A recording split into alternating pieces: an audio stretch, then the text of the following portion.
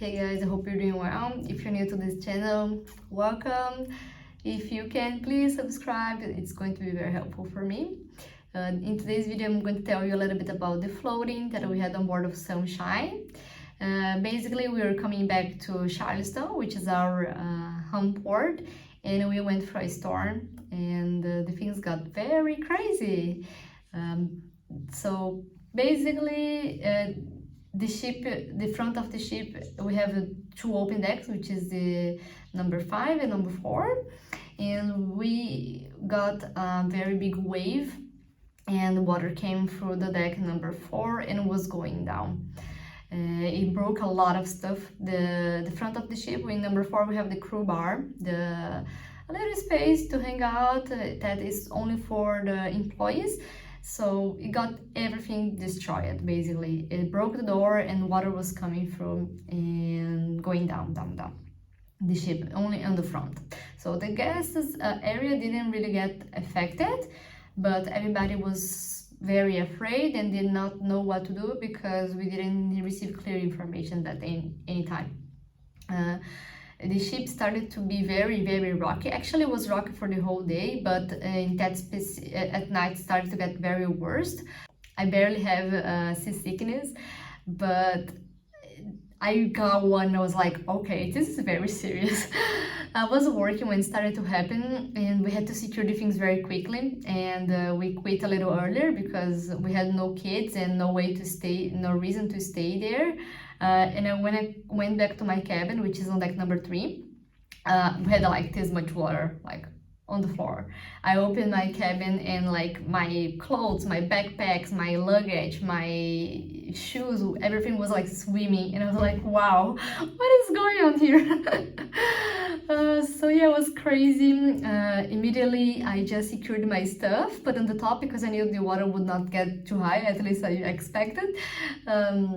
And I got the warm clothes and my life jacket, and I left my cabin. Honestly, I don't know, I didn't know what to do. Nobody actually knew. We didn't receive informations, we didn't know what to do. I think the crew members started to evacuate everybody to different spots, different places, but we never heard any announcement or informations about what to do. So my manager, she offered her room, so we stayed there a little bit, and because her room didn't get affected, she was living in deck number 0. Then we were moved to the main theater, and we stayed there a long time. Some people actually brought a lot of stuff to sleep and stay days in the main theater. It was like crazy. Some people were panicking. We didn't have internet at some point. So yeah, like, it was crazy. And I stayed in the main theater, and then I went to sleep in the entertainment director room. She has a big room, so me and 4 of the girls went to sleep there. But I couldn't sleep because, not that I was afraid, I was actually keeping calm, but it was so rocky, like I couldn't sleep. It was too much. I never experienced something like that before on board. Like, we had rocky moments, but that was like a lot. And for sure I knew the ship would not sink or something like that, but I needed to wait for the next day and see what would happen. And some people, actually a lot of people, were working overnight the whole time, drying water and trying to stop the water and, try to clean up, because it was insane. Like, I will not show you the videos, but we had a lot of damage on the crew bar and the crew cabin, especially number 4. So a lot of crew members had to be evacuated from their rooms. So next morning, everybody was working so hard to dry and organize everything. My room, even though it was affected, I could still sleep there. So that's what I did. It was like a little dirty and had a little bit of water for the next couple of days, but it's not that I couldn't sleep there. So it was okay. So we were being relocated because some people couldn't sleep in their cabins. Yeah, was that bad. But the way that they organized this relocating thing was not very organized. For example, I got a car to go to a cabin, even though my cabin was okay. I could have the chance to go to a guest cabin with many people. So when I arrived at the cabin, 4 people were already there. So yeah, I didn't understand, it was very chaotic.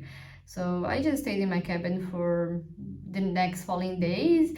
I moved once and I stayed in that room with my roommate for one cruise, but then we had to change it and it would be like that forever. So we just decided to stay in our room, even though in some point they were like requiring, like asking, not only asking, but they were forcing us to leave our rooms because they needed to do the repairs.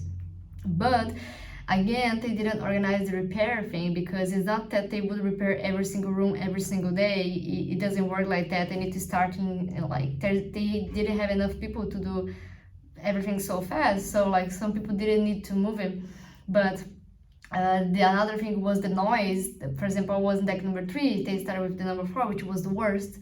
So like we couldn't take a rest because they would start with the noise upstairs very early in the morning. So it was a lot of complaint, a lot of stuff. And we had a meeting with the captain and the seniors and important people on the ship on the next following days. And what they said was basically, when something like that is happening on board, they need approval from the office in Miami to make an announcement. So that's why they didn't make an announcement. But I will not go through my opinion about these things. I can't change anything. So yeah, was it. The guests still departure that day. We arrived in Charleston in the afternoon, which was very late. We usually would arrive early in the morning, so we arrived in the afternoon. We couldn't dock earlier because it was not safe, even though the storm work stopped. The sea was still very very crazy, a lot of waves. So the guests left the ship. The new guests came and we sailed like 1 a.m. in the morning, like was pretty late. But then during the cruise, we adjusted the time, the delay time, But yeah, I was very disappointed that we still set sail, even though with everything that happened, with a lot of damage and no proper place to sleep for some crew members, they still keep the operations going. But for sure they had a whole inspection on the ship. So next day was very, very long because we had a drill and the Coast Guard came on board. They would come the next weeks, but they did before because for sure they had to inspect the ship to make sure everything was good and appropriate to set sail again. And I don't know how they do that thing, but I feel it was very short and they approved it. We could still set sail, so nothing changed. We had to work a lot.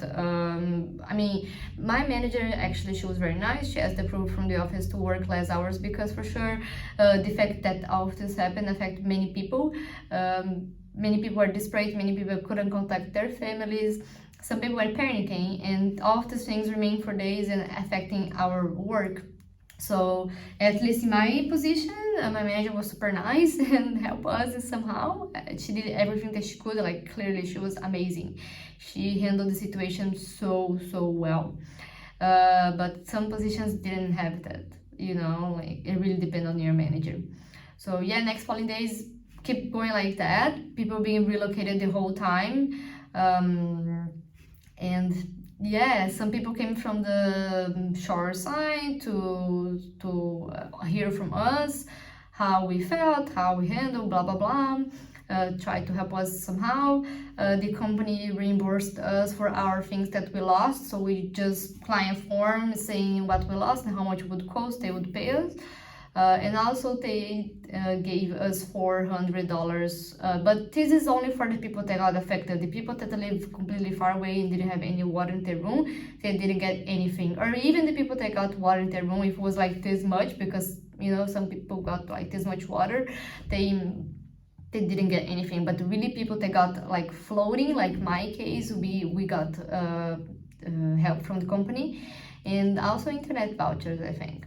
So yeah, in my opinion, I think the company was pretty good in reimbursing us, even though what happened. It's just that I said I would not give my opinion, but I'm already saying.